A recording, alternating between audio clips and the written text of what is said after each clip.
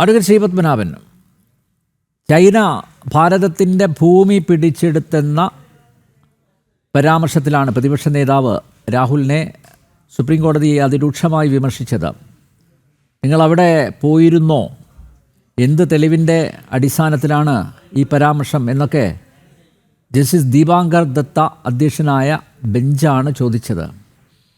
മാത്രമല്ല, ഒരു യഥാർത്ഥ ഭാരതീയന് ഇങ്ങനെ പറയാനാവില്ലെന്നും കോടതി ചൂണ്ടിക്കാട്ടിയിരിക്കുന്നു. നേരത്തെ ഇങ്ങനെയൊരു പ്രസ്താവന വന്ന സമയത്ത് അത് ചർച്ച ചെയ്യപ്പെട്ടതാണ്. ഇപ്പോൾ കോടതിക്ക് തന്നെ ബോധ്യപ്പെട്ടു, യാതൊരു തെളിവും ഇല്ലാതെ വായിത്തോന്നിയത് വിളിച്ച് പറയുകയാണ് രാജ്യത്തെ പ്രതിപക്ഷ നേതാവ് എന്ന്.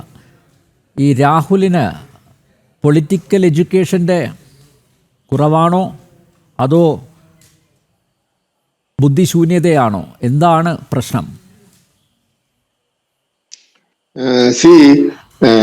പാർലമെന്ററി ജനാധിപത്യത്തിൽ പ്രതിപക്ഷ നേതാവിന്റെ സ്ഥാനം വളരെ മഹത്തായ ഒരു സ്ഥാനമാണ്. അദ്ദേഹത്തിന് പ്രോട്ടോകോൾ പ്രകാരം ക്യാബിനറ്റ് റാങ്ക് പദവിയുണ്ട്. അത് പ്രോട്ടോകോൾ. അത് കൂടാതെ അദ്ദേഹം പറയുന്ന ഓരോ കാര്യവും ഈ രാജ്യത്തെ ഒരു 50% അഭിപ്രായമായി കാണുന്ന ഒരു സാഹചര്യവുമുണ്ട്. കാരണം നമുക്കറിയാം, നമ്മുടെ രാജ്യത്ത് 51% വോട്ട് വാങ്ങിയിട്ടൊന്നും ആരും അധികാരത്തിൽ വരാറില്ല. അതൊക്കെ അപൂർവമായി സംഭവിക്കുന്ന കാര്യങ്ങളാണ്. അപ്പോൾ ഒരു 40% വോട്ടിനാണ് ഭരണപക്ഷം, ഒരു 35 to 40% വോട്ടിന് പ്രതിപക്ഷവും മറ്റ് ചെറിയ കക്ഷികളുമൊക്കെയാണ് നമ്മുടെ രാജ്യത്തുണ്ടാവുക.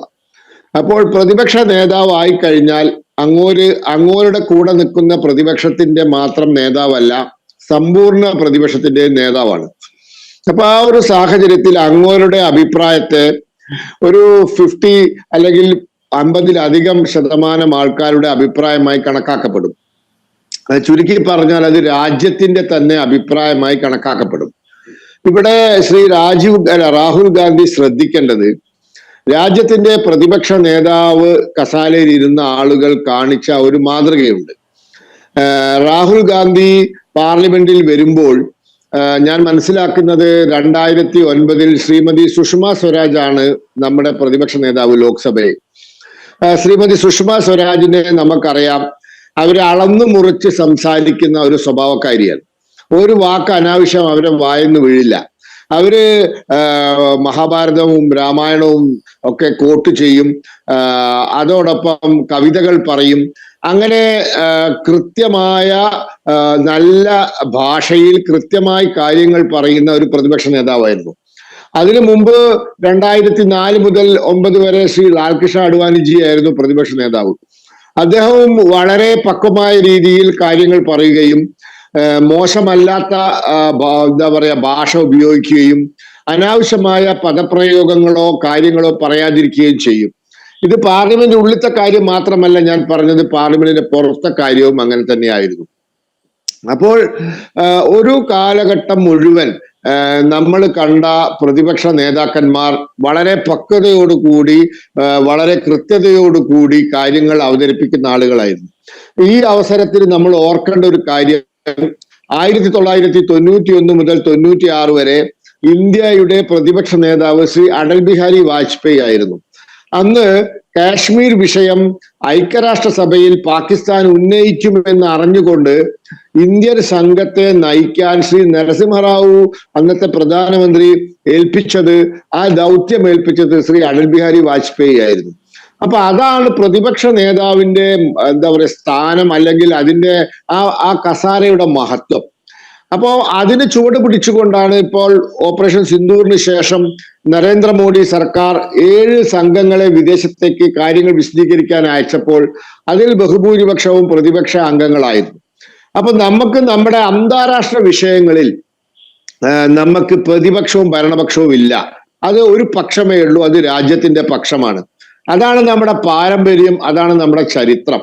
പക്ഷെ ദൗർഭാഗ്യവശാൽ ഈ രാഹുൽ ഗാന്ധി എന്ന് പറയുന്ന ഇന്ത്യയിലെ 3 പ്രധാനമന്ത്രിമാരെ സംഭാവന ചെയ്യാൻ സാധിച്ച ഒരു കുടുംബത്തിലെ 4ാം തലമുറയിൽപ്പെട്ട ആൾക്ക് അല്ലെ 5ാം തലമുറയിൽപ്പെട്ട ആൾക്ക് ഇതൊന്നും അറിയില്ല എന്നുള്ളത് വളരെ ദൗർഭാഗ്യകരമായ ഒരു കാര്യമാണ്. നമ്മൾ രാജ്യത്ത് നടക്കുന്ന, ഇപ്പോ ഉദാഹരണത്തിന് നമ്മുടെ രാജ്യത്ത് ഇലക്ഷൻ കമ്മീഷന്റെ SIR നടക്കുന്നു. അതിൽ രാഹുൽ ഗാന്ധിക്ക് എന്ത് അഭിപ്രായ വ്യത്യാസം ഉണ്ടെങ്കിലും പ്രകടിപ്പിക്കാം.